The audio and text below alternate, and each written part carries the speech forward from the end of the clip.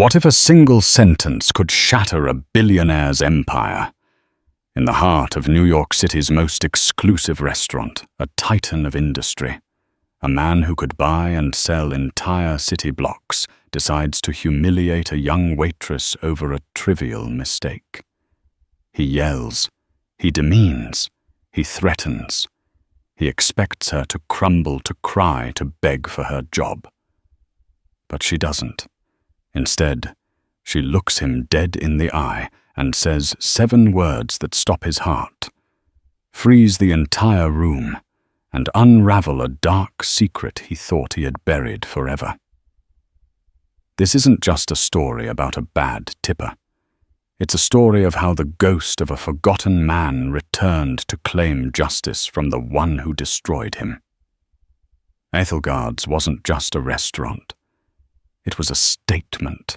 Nestled in a quiet, tree-lined street on the Upper East Side, it was a sanctuary of old money and new power, where reservations were whispered about months in advance, and the soft clinking of Christofle silverware against Bernadotte porcelain was the prevailing soundtrack. The air was thick with the scent of white, truffle vintage Bordeaux, and an unspoken agreement that the rules of the outside world did not apply within its mahogany-paneled walls. On this particular Tuesday evening, the gravitational center of the room was a corner table occupied by Beckham Devereaux. At 67, Beckham was less a man and more a monument to predatory capitalism. His face a roadmap of ruthless decisions and sleepless nights was framed by a mane of silver hair that was perfectly, almost aggressively coiffed. His suit was a custom-tailored Tom Ford, a dark grey armor that probably cost more than the yearly salary of the young woman currently refilling his water glass. Beckham Devereaux had built his empire, Devereaux Capital, by devouring weaker companies. He was a shark who saw the world as an ocean of bleeding fish, and he had feasted well for 40 years. His companion tonight was a nervous young man named Leo, a junior vice president who laughed too loudly at Beckham's non-jokes and nodded with the frantic energy of a bobblehead doll. "The deal is dead, Leo." Beckham growled his voice, a low rumble that cut through the restaurant's gentle hum. He didn't look at Leo. He stared at the intricate dance of bubbles rising in his champagne flute. The Henderson board got cold feet. "Cowards." "Unbelievable, sir." Leo stammered, his filet mignon forgotten. "After all your work, it's a disgrace. It's an inconvenience." Beckham corrected his gaze, finally flicking to Leo, cold and dismissive. "A temporary one. But it has soured my mood." As if on cue, a new figure approached the table. She was tall and slender, moving with a practiced grace that belied the exhaustion in her eyes.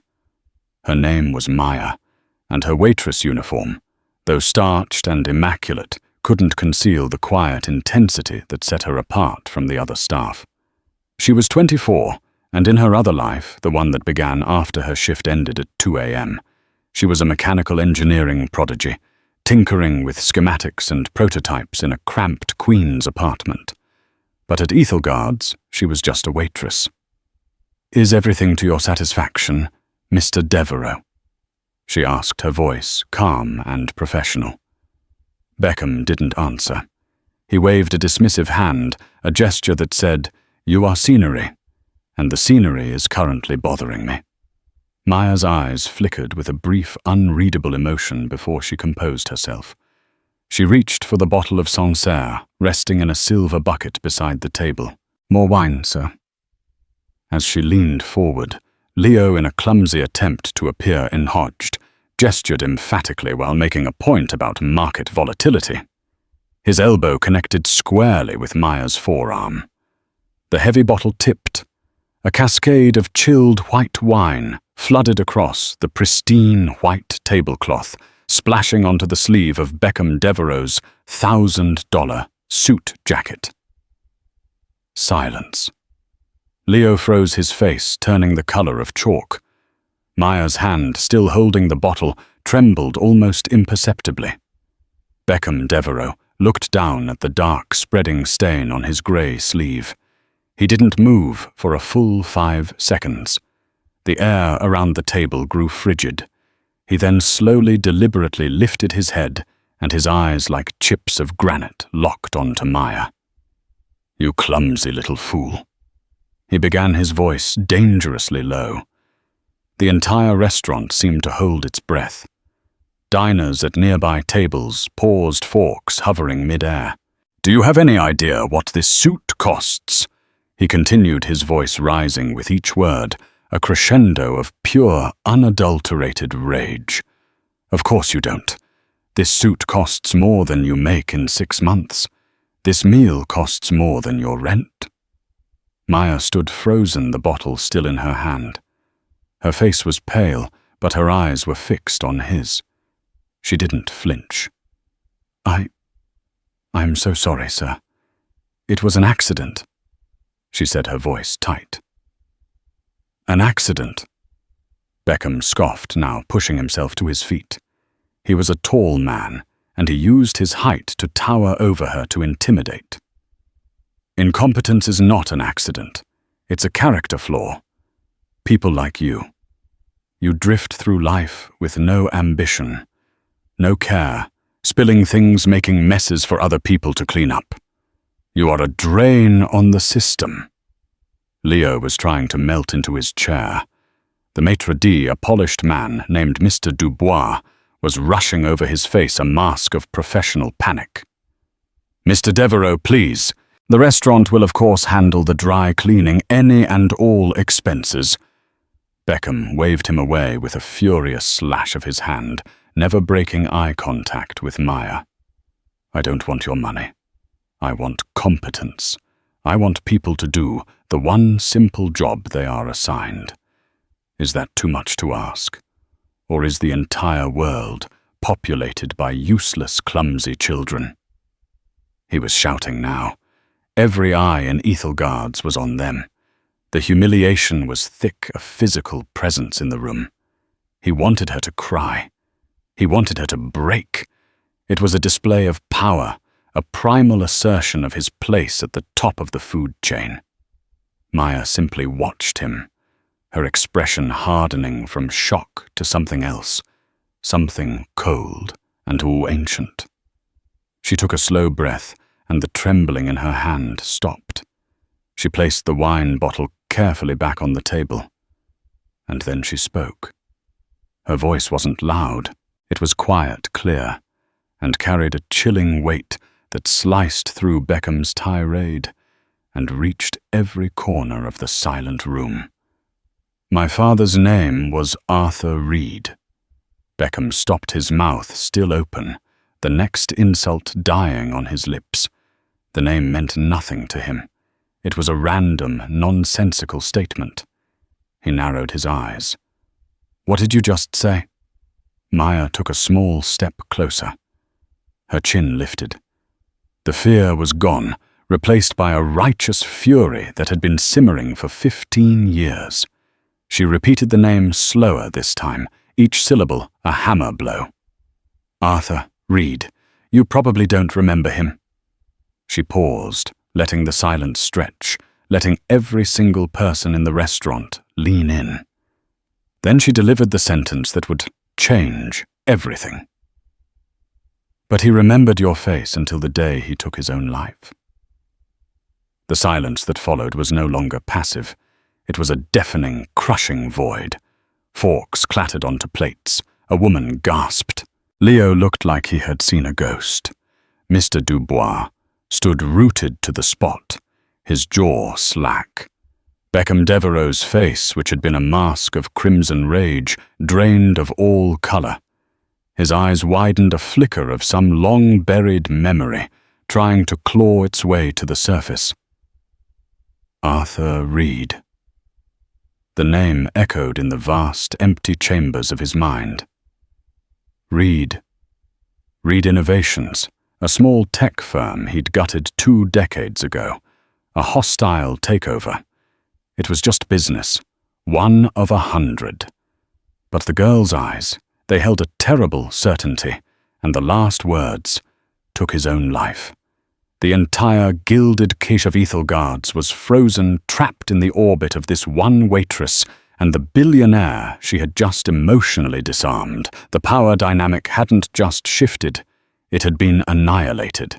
Beckham Devereaux, the titan of industry, stood there exposed and utterly, terrifyingly silent. The ghost of Arthur Reed had just walked into the room, and no one knew what would happen next. The silence in Ethel Guards stretched for an eternity, thick and suffocating. Beckham Devereaux stood motionless, the world having shrunk to the space between him and the waitress. Arthur Reed. The name was no longer a vague echo. It was a screeching alarm in his mind, pulling a dusty file from the deepest, most sealed-off archive of his memory. Reed Innovations. A small-time inventor with a big idea. A patent for some kind of kinetic energy converter. It had been a particularly nasty acquisition. Devereaux had seen a kernel of potential in the tech, not to develop it, but to bury it before it could disrupt a more profitable energy sector he was heavily invested in. He'd bled the company dry, leveraged its assets against it, and bought it for scrap. It was a Tuesday. Or maybe a Wednesday. Just another deal. He looked at Maya. Truly looked at her for the first time. He saw the shape of her jaw, the intensity in her dark eyes. And beneath the anger, he saw a ghost. He saw Arthur Reed's face, not as the defiant CEO across a boardroom table, but as he'd last seen him in a grainy newspaper photo, accompanying a small article about a bankruptcy and a subsequent family tragedy. Beckham felt a cold dread snake up his spine, a feeling he hadn't experienced since he was a child. He who could move markets with a whisper was completely powerless. He opened his mouth, but no sound came out.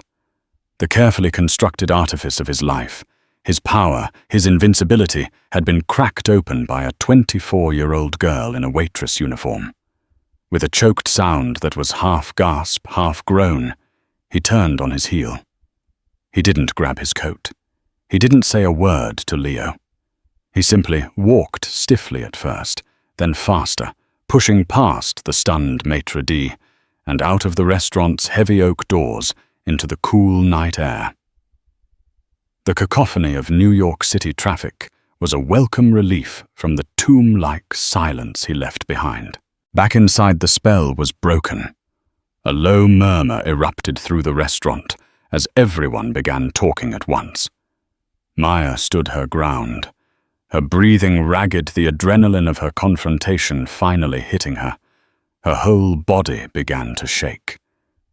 Mr. Dubois approached her, his face a mixture of pity and professional necessity.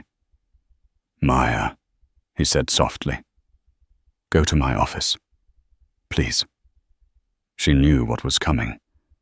In Mr. Dubois' cramped, paper-filled office, the verdict was delivered with regretful finality. "I have to let you go, Maya," he said, avoiding her gaze. "You understand, don't you, Mr. Devereaux is one of our most important patrons. An incident like this, I can't have it. The restaurant can't have it." Maya just nodded. She didn't have the energy to argue. "I understand, Mr. Dubois." "For what it's worth," he added, pushing a thick envelope across the desk. "What you did took guts. A lot of people have wanted to say something to that man for a long time." The envelope contained her final pay, a generous severance, and a bonus for discretion. It was hush money. She took the envelope and walked out, not through the dining room, but through the back, past the clatter of the kitchen and the sympathetic glances of her now former colleagues. As she stepped into the alley behind Ethel Guards, the reality crashed down on her. She was jobless. But as she leaned against the cold brick wall, a strange sense of liberation washed over her. For 15 years, the story of her father had been a private agony, a silent weight she carried alone. Tonight, she had given it a voice. 15 years earlier, Maya Reed was 9 years old. Her world was her father's workshop, a converted garage that smelled of solder ozone and possibility. Arthur Reed was a brilliant gentleman with perpetually ink-stained fingers and a mind that saw the world in terms of energy and flow. He wasn't a businessman.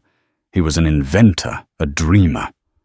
His creation, the kinetic core, was his masterpiece. It was a device that could capture and store ambient kinetic energy from footsteps on a floor, from the vibration of a subway train, from the sway of a skyscraper, and convert it into usable electricity. It was revolutionary. Reed Innovations was a small, hopeful company, run on passion and shoestring budgets. Arthur had poured every penny he had and every penny he could borrow into the project. He believed it would change the world. Then Beckham Devereaux came along. Devereaux Capital didn't express interest in a partnership. They launched a full-scale assault. They bought up their debt from the bank. They filed nuisance patent lawsuits to drain their legal funds. They poached his key engineers with offers he couldn't possibly match. Devereaux's strategy was simple: strangle the company until it was too weak to resist, then buy the corpse for parts. Maya remembered the change in her father. The light in his eyes dimmed. He stopped sleeping. The joyful humming in his workshop was replaced by frantic, hushed phone calls. The final boardroom meeting was the breaking point. Devereaux, in his prime, was a viper. Maya's mother later told her what Arthur had recounted that night, his voice hollow and broken. Devereaux had not just dismissed the kinetic core. He had mocked Arthur personally. He'd called him a naive fool playing with toys in his garage and told him he was unfit to run a lemonade stand, let alone a tech company. He had systematically dismantled not just Arthur's business, but his very identity. 2 months later, after the bankruptcy was finalized and they'd lost their home, Arthur Reed drove to the George Washington Bridge and never came back. His note was short. "I'm sorry," it said. "He took everything. There's nothing left." Maya and her mother were left with nothing but grief and a mountain of debt. Her mother worked 2 jobs to keep them afloat, her own dreams turning to dust. Maya, even at 9, understood. She knew the name: Beckham Devereaux. It became a dark mantra in her mind. She promised her father's memory that she would not let his work die. She excelled in school, focusing on science and math with a singular burning intensity. She got a full scholarship to Columbia for engineering. She took the waitressing job at Ethel Gard's, the kind of place she knew men like Devereaux frequented, not with a concrete plan, but with a simmering hope that fate might one day grant her an opportunity. She never imagined it would be like this. Now standing in the alley, she clutched the envelope of money. This wasn't the end. It was the beginning. Beckham Devereaux had run from the restaurant. He had run from her words. But she knew with a certainty that chilled her to the bone that he couldn't run from the ghost she had just unleashed. Beckham Devereaux's limousine cut through the New York night, a silent, leather-lined cocoon shielding him from the world. But for the first time in decades, the chaos was on the inside. His hands were shaking. A fine sheen of cold sweat covered his brow. "Arthur Reed," he muttered to himself, the name tasting like ash. His driver, a stoic man who had been with him for 15 years, glanced in the rearview mirror, his expression uncharacteristically concerned. "Everything all right, Mr. Devereaux?" Just drive. Beckham snapped his voice hoarse. He arrived at his penthouse, a sterile expanse of glass and steel overlooking Central Park, but the panoramic view offered no comfort. He strode to his bar and poured a generous amount of Macallan. 25. His hand, so unsteady that the amber liquid sloshed over the rim of the crystal glass. He downed it in 2 gulps, the burn in his throat doing nothing to quell the fire in his gut. Sleep was impossible. Every time he closed his eyes, he saw the waitress's face, Maya's face, her eyes burning with a righteous fire. And behind her, the hazy, half-forgotten image of her father, Arthur Reed. He remembered your face until the day he took his own life. The words were a relentless echo, chipping away at the fortress of denial he had built around his past. He had destroyed hundreds of men, thousands of careers. It was the cost of doing business, the collateral damage of empire building. He'd always told himself it wasn't personal. He'd compartmentalized, rationalized, and forgotten. He had to. To carry the weight of every broken life would have been impossible. But this girl, this waitress, had made it personal. She had reached through time and shoved the consequences of his actions directly into his face. Suicide. The word was ugly, final. It wasn't a number on a balance sheet. It was a life he had ended as surely as if he had pushed Arthur Reed from that bridge himself. The next morning, Beckham arrived at the Devereaux capital offices, looking haggard. His usual aura of intimidating power was replaced by a volatile, raw-nerved tension. He stormed past his assistant's desk without a word and slammed his office door shut. His first call was not to his traders or his board members. It was to Philip Croft, his chief legal counsel, and perhaps his only real friend. Philip was in his late 70s, a shrewd, quiet man who had been with Beckham from the beginning. He was the cleaner, the fixer, the keeper of secrets. "Philip," Beckham said, his voice strained, "I need you to find something for me. Everything you can. A company I acquired around 2010. Reed Innovations." There was a pause on the other end of the line. "Reed," Philip mused. "That's a name I haven't heard in a long time. The kinetic energy patent. What about it?" "I want to know what happened to the founder, Arthur Reed, and his family." Beckham said the words feeling foreign in his mouth. "I need to know everything. Discreetly." "Is there a problem, Beckham?" Philip asked, his tone laced with caution. "Just get me the information, Philip." Beckham growled and hung up.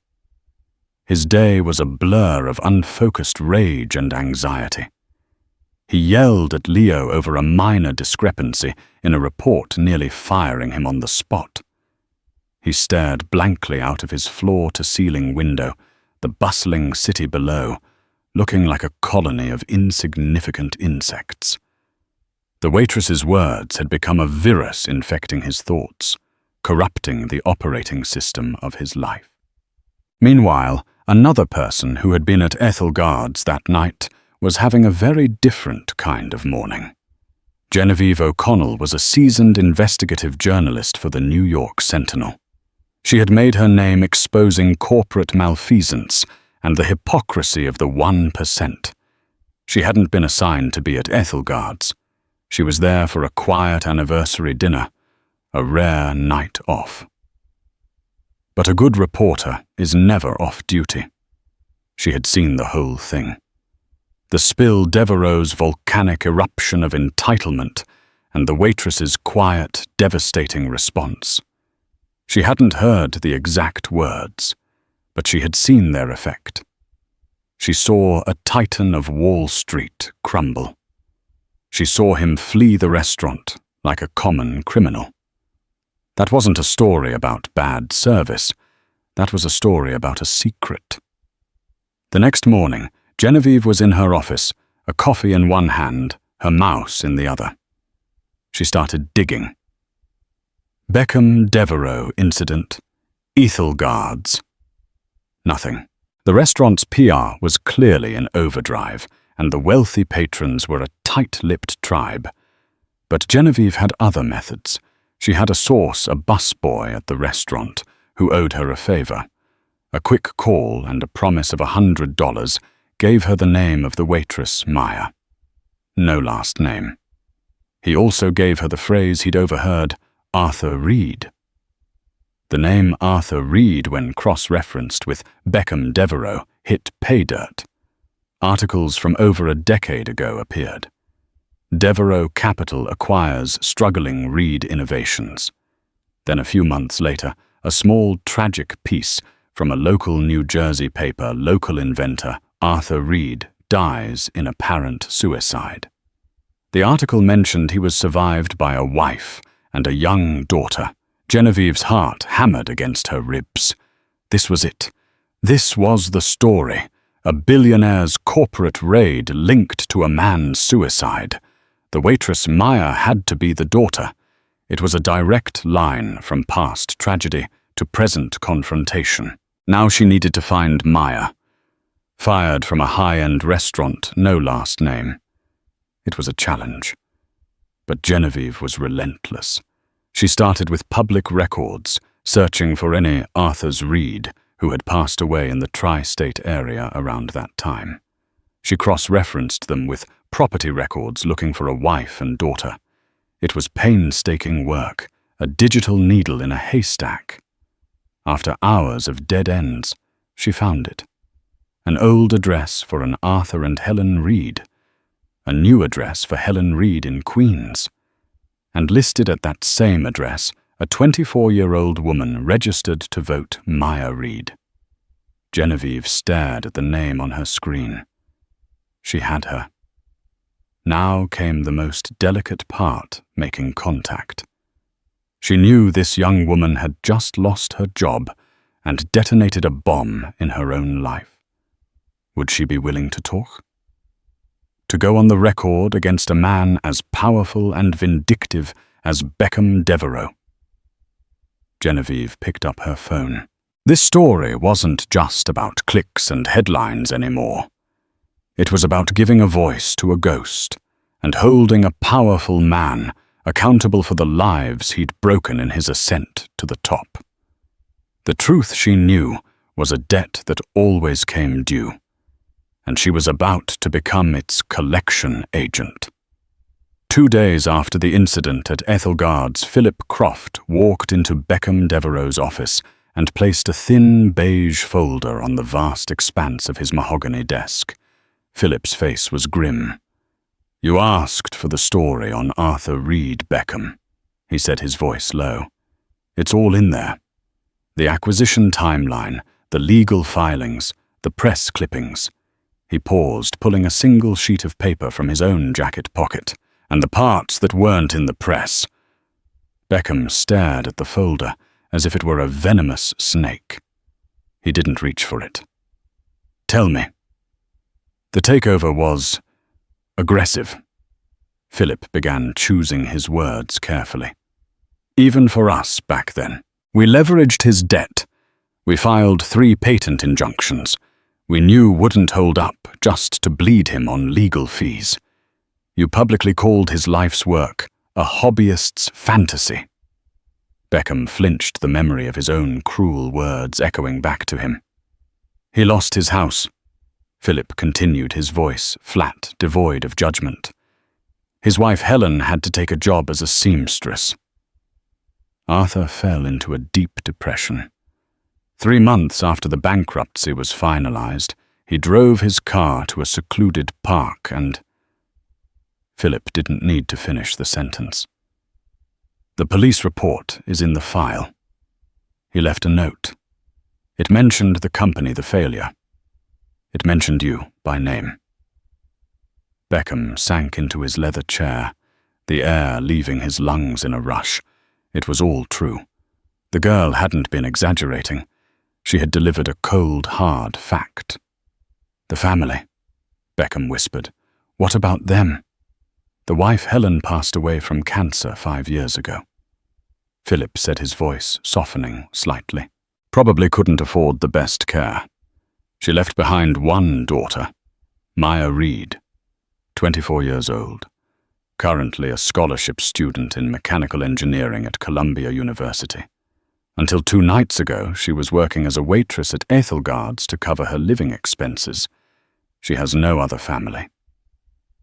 The room was silent, save for the hum of the city far below.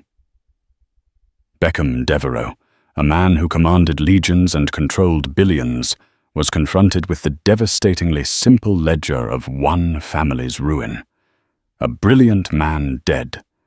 A grieving woman worked to an early grave. An orphan forced to serve wine to her father's destroyer to fund her education. "What do we do, Philip?" Beckham asked, his voice sounding old and fragile. It was the first time in 30 years he had asked that question without already knowing the answer. "That depends," Philip replied. "What do you want to do? How I can make this go away? We can prepare a statement, paint her as a disgruntled, unstable employee. We can leak a story about her being fired for theft. We can bury her." He let the ugly words hang in the air. "Or," he continued, his tone shifting, "we could try something else." Before Beckham could respond, his private line buzzed.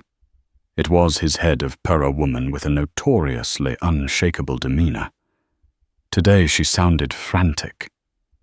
"Beckham, you need to see this. It just posted. The New York Sentinel." Beckham's blood ran cold. He clicked open his web browser. The headline was splayed across the screen in bold, damning letters. "The ghost of Ethelgard's did billionaire. Beckham. Devereaux's ambition. Drive an inventor to his death." Below it was a picture of him looking arrogant and powerful next to a smaller, older photo of a smiling, hopeful Arthur Reed. The article written by Genevieve O'Connell was a masterpiece of investigative journalism. It laid out the entire story, connecting the dots from the ruthless takeover of Reed Innovations to Arthur's tragic suicide, culminating in the explosive confrontation at the restaurant. Genevieve had quotes from anonymous former employees of Reed Innovations, describing Devereaux's brutal tactics. She even had a short, poignant quote from Maya Reed herself. "My father believed his work could help people," Maya was quoted as saying. "Mr. Devereaux saw it only as an asset to be stripped and buried. He didn't just bankrupt a company. He destroyed a good man. I've spent my life living with the consequences of that." The story was going viral. It was on social media, being picked up by news aggregators. At Devereaux's ghost was trending. Devereaux Capital's stock ticker, visible on a screen across his office, was suddenly flashing red, ticking downward with alarming speed. The world he had so meticulously controlled was shattering, all because of one waitress and one journalist who had dared to speak the truth. His first instinct, the one honed by a lifetime of combat, was to fight, to crush them. He looked at Philip, his eyes blazing. "Get our legal team. We sue the Sentinel for libel. We sue the girl. We—" "On what grounds, Beckham?" Philip interrupted calmly. "Is the story untrue? You know it isn't. A lawsuit would mean discovery. It would mean depositions. It would mean putting Maya Reed on a witness stand to tell the entire world under oath what you did to her father. Is that a fight you want to have?" Beckham stared at his old friend, the fury draining out of him replaced by a profound sense of dread. He was cornered. For the first time, his usual weapons, money, power, intimidation were useless. Worse, they were liabilities. "So what do you suggest?" Beckham asked, his voice barely a whisper. You wanted to know what happened to the family, Philip said, his gaze steady. Now you know. The question is, what are you going to do about it? He slid the beige folder across the desk. Read the file, Beckham. Read about the technology you buried. Read the police report. And then you decide what kind of man you want to be. Philip turned and left the office, closing the door softly behind him, leaving Beckham alone with the ghost he had created and the story that was now burning down his kingdom.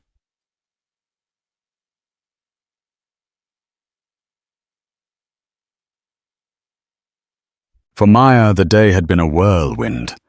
Genevieve O'Connell had been respectful, empathetic, and sharp as a tack. Talking to her had been cathartic, like lancing a wound that had been festering for 15 years. Seeing the story published was terrifying and exhilarating all at once.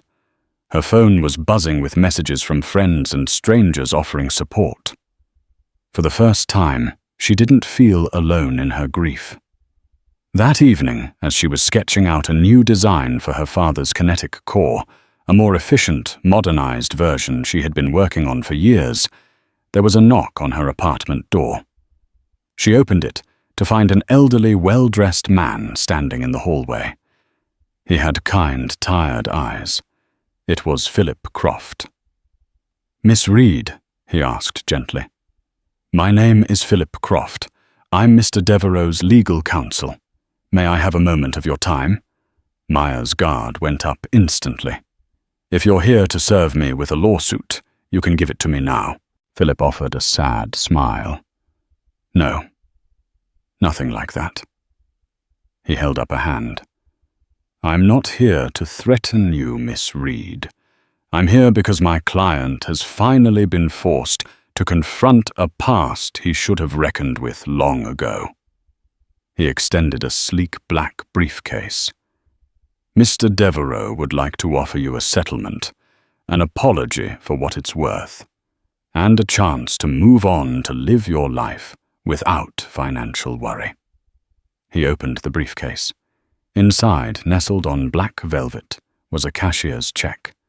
Maya leaned forward to read the amount. It was for $10 million. Next to it was a document, a non-disclosure agreement. $10 million. It was a staggering sum. It was enough to finish her degree, without worry, to buy a house, to travel the world, to never work another shift in a restaurant again. It was freedom. It was silence. She looked from the check to Philip's face.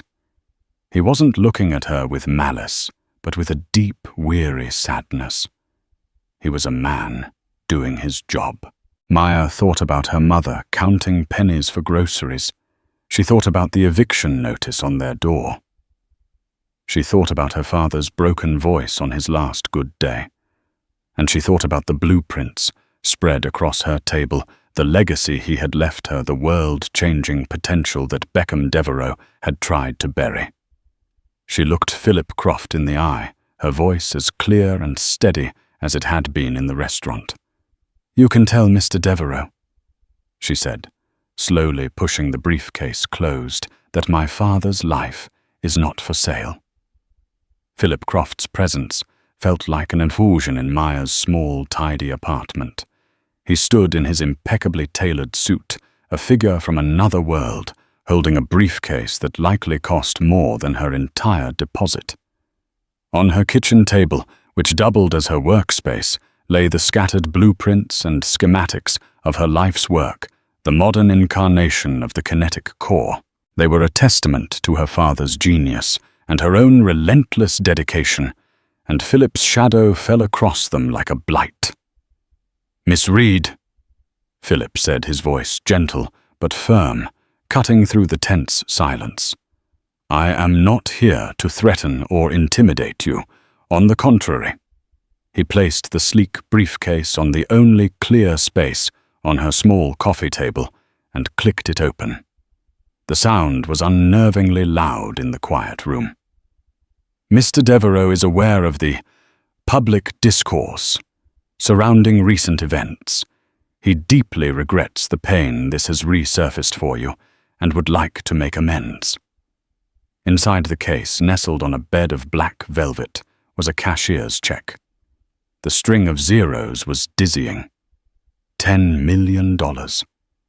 Next to it lay a thick document, its header stark and clinical confidential settlement and non-disclosure agreement.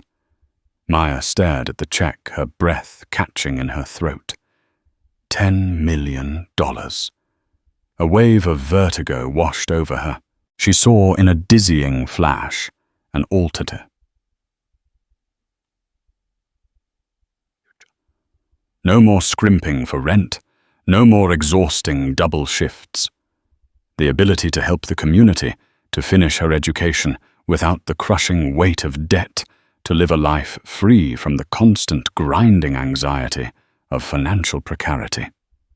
She thought of her mother, whose hands were gnarled from decades of hard work, who never got to see a day of ease. This money was a phantom limb, the ghost of a life they could have had. The temptation was a physical thing, a sweet, cloying poison in the air. Philip saw the flicker of conflict in her eyes. "It is a chance to move on, Miss Reed," he said softly. "To put this all behind you and build a future of your own choosing. He asks for nothing in return, only your discretion." Only your silence, Maya thought. The price was her voice. The price was her story. The price was the truth. She lifted her gaze from the check and looked at the blueprints on her table. They were covered in her own handwriting, complex equations and small, hopeful notes. "Dad would have liked this," she'd written, next to a new capacitor design. This was her father's legacy. Not the tragedy of his death, but the brilliance of his life. To accept the check would be to agree that his life's work, his dream, could be bartered for. It would be to agree with Beckham Devereaux's fundamental valuation of her father, a problem to be paid off, a nuisance to be silenced. Her spine straightened. The conflict in her eyes cooled into a hard, clear certainty. "Mr. Croft," she said, her voice steady and devoid of tremor. "For 15 years, my father's name was a ghost. For 15 years, the man who destroyed him slept soundly in his penthouse while my mother worked herself into an early grave." She took a step forward, her hand hovering over the briefcase, not in temptation but in judgment. "You come into my home, which I can barely afford, and you offer me money that to your client is nothing. You offer it as a solution, but his actions created a wound that money cannot heal." She finally looked him directly in the eye, and Philip saw in them the same unbreakable spirit he'd seen in a few defiant founders Beckham had crushed over the years.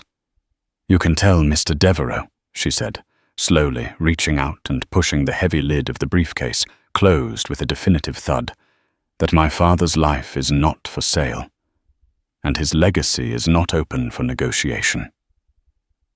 Philip Croft, a man who had brokered deals worth billions, who had stared down the most aggressive lawyers in New York, simply nodded. He felt no sense of failure, only a profound and weary respect.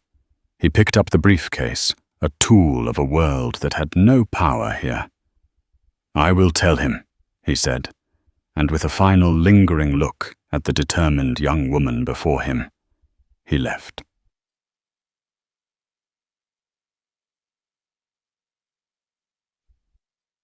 When Philip returned to the penthouse, Beckham was pacing before the great glass wall overlooking the city, a caged predator. "Well," he barked, spinning around. "Did she sign? What's the final number?" He still believed it was a negotiation, that her refusal was a tactic. Philip placed the briefcase on the bar. "There is no number, Beckham. She refused." "Refused?" Beckham scoffed, a flicker of his old arrogance returning. "Everyone has a price, Philip. You didn't offer enough. Go back with 20. It wouldn't matter if it were 100. Philip said, his voice imbued with a finality that stopped Beckham cold. She didn't even hesitate. She said her father's life wasn't for sale. She looked at that check like it was an insult. Beckham stared at his old friend, the reality of the situation finally penetrating his fortress of self-assurance. His ultimate weapon, the sheer brute force of his wealth, had failed. It was like firing a cannon at a ghost. The world had ceased to operate by the rules he had written. A profound sense of impotence washed over him, leaving him feeling hollowed out and terrifyingly old. Then, what now? He asked the question, hanging in the sterile air of the penthouse. Now, Philip said, gesturing to the thin beige folder still lying on the desk. You might finally want to read that. You wanted to know what happened. The story isn't in the stock tickers or the news articles. It's in there. After Philip left, Beckham sat in the deepening twilight, the city lights beginning to glitter below like a carpet of scattered diamonds. He finally reached for the folder. With trembling hands, he opened it. He forced himself to read every word, to absorb every cold fact. He saw the timeline of his own calculated cruelty, the memos from his younger self dismissing Reed innovations as insignificant. Then he got to the last document, a scanned copy of the official police report.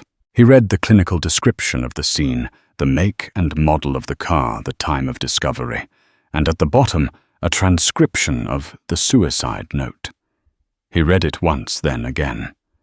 The words, "I am worth nothing," were a direct echo of the insults he himself had hurled across a boardroom table. It was his voice, his judgment, that Arthur Reed had taken with him to his death. And then the final line. "I'm sorry, my little Maya. Be strong." The words leaped off the page, searing themselves into his mind. My little Maya. He saw the waitress, her face pale, but her eyes blazing with a fire that had been stoked for 15 years. He saw her standing in the opulent restaurant, a lone warrior against his gilded world. And behind her, he imagined a 9-year-old girl being told her father was never coming home. He dropped the paper as if it were burning his hand. A choked, ragged sob escaped his lips, a sound he hadn't made since he was a boy. The ghost that had been haunting him for days finally had a face not just Arthur's, but the face of the child he had orphaned. The weight of it was crushing, absolute. He had not just bankrupted a man. He had shattered a world. He stood up, his movements stiff, and walked to the phone, his mind clear for the first time in days. He knew what he had to do. There was no PR strategy, no legal maneuver that could fix this. There was only the truth and a single, terrifying, necessary act. "Philip," he said when his friend answered, his voice raspy and broken. "Arrange a meeting. With her. Not here. Not in some boardroom. Somewhere neutral. A park bench. Anywhere she wants. No lawyers, no briefcases. Just me." Dawn. The pier overlooking the East River was desolate under a slate-grey sky. The wind was sharp, carrying the damp chill of impending rain. Beckham stood alone, stripped of his usual armor of success, feeling the cold seep into his bones. When Maya arrived, she didn't approach him directly, but stood leaning against the railing, a solitary figure against the churning water. He walked over and stood beside her, a gulf of 15 years of pain and silence between them. The silence stretched, filled only by the mournful cry of a distant gull. "Miss Reed," he began, his voice barely audible above the wind. "Thank you for coming." "I didn't come here for an apology," she said, her voice flat. her gaze fixed on the horizon. "There isn't an apology big enough." "I know," he said, the admission tearing at him. "Words are meaningless. They don't bring your father back. They don't give you back your mother. They don't erase what I did."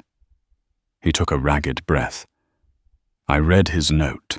At this, she finally turned to look at him, her eyes guarded, searching. "I was arrogant," he continued, forcing himself to speak the shameful truth. "I was a predator. Your father. His invention was brilliant. I knew it was, and that's why I destroyed it.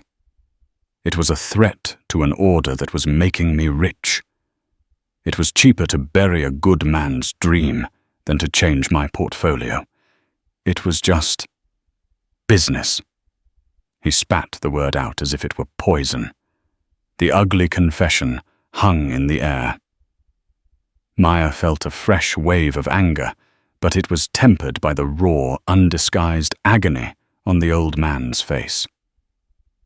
"It wasn't just a dream or a business," she said, her voice tight with the unshed tears of a lifetime. "It was him. It was his hope. You took his hope, and it killed him." She finally unleashed the question that had burned within her for years. "And for what?" "So you could have another floor on your building, another zero in your bank account." "Yes," he whispered, unable to meet her gaze. "That's exactly why. And it is the great moral rot of my life." Maya turned back to the river, a bitter sense of victory mingling with her grief. He had admitted it. The monster had confessed. But it felt hollow. "It doesn't matter now," she said. "You didn't bury it deep enough."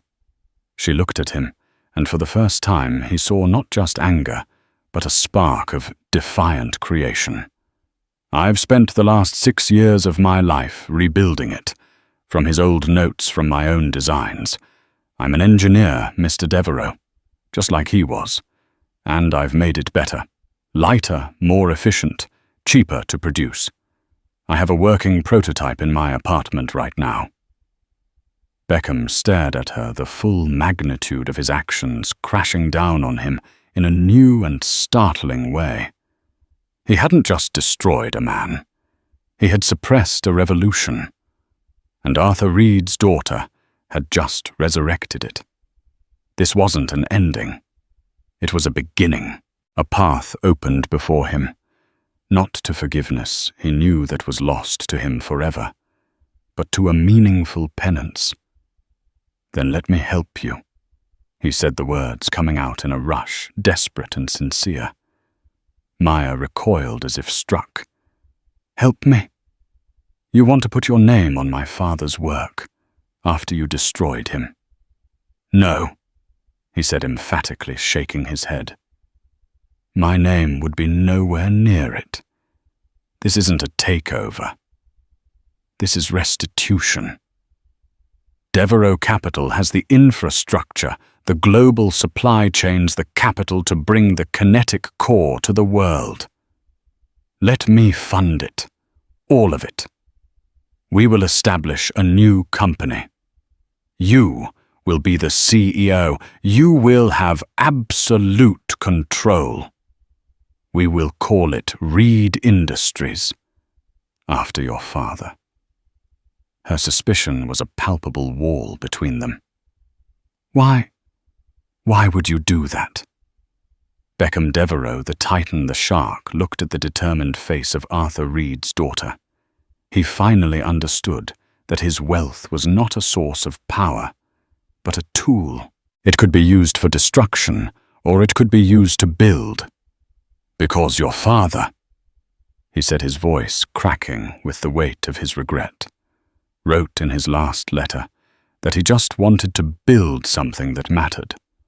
"I have spent my entire life building an empire of things that don't. Perhaps it's time I helped build something that does." Chong. Epilogue. 3 years later.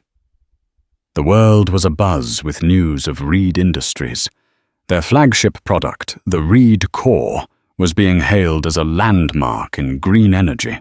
Cities were signing contracts to embed the technology in sidewalks and subway platforms. Architectural firms were designing skyscrapers that were almost entirely self-powering. Maya Reed. The brilliant young CEO was on the cover of Wired and Forbes, celebrated as a visionary. The company was a unique entity. Its majority shareholder was a charitable trust established in the name of Arthur Reed, which funded STEM scholarships for underprivileged students. The board's chairman was a quiet, silver-haired man who rarely spoke at meetings, but provided shrewd guidance and opened doors that would have otherwise remained sealed. Beckham Devereaux had stepped down as CEO of Devereaux Capital. The public story was retirement. The real story was that he now poured all his energy and a significant portion of his fortune into being the silent partner of Reed Industries. He and Maya were not friends. The chasm between them was too deep, filled with too much pain. But they were partners bound by a shared, complex purpose. Sometimes after a successful product launch or a major deal, Maya would see him watching from the back of the room, a look on his face that was not quite happiness, but something like peace. He was a man paying a debt that could never truly be repaid, building a legacy of atonement on the foundations of his greatest sin. He had destroyed Arthur Reed, the man. But in the end, he was forced to resurrect Arthur Reed, the visionary, ensuring that the name he had tried to erase would instead be remembered forever. In the end, this story isn't just about a billionaire getting his comeuppance. It's about the incredible power of truth and how one person's courage can force a reckoning with the past. Maya Reed didn't just want revenge. She wanted restoration. She fought not only for her father's memory, but for his dream. And in doing so, she forced a man who had only ever known how to take to learn how to build something for the good of others. It's a powerful reminder that our actions have echoes, and a person's true legacy isn't the wealth they accumulate, but the impact they leave behind. What did you think of Maya's incredible strength? Do you believe someone like Beckham can truly find redemption? Let me know your thoughts in the comments below. If this story moved you, please hit that like button. Share it with someone who needs to hear it, and make sure you subscribe to the channel for more true stories that matter. Thank you for listening.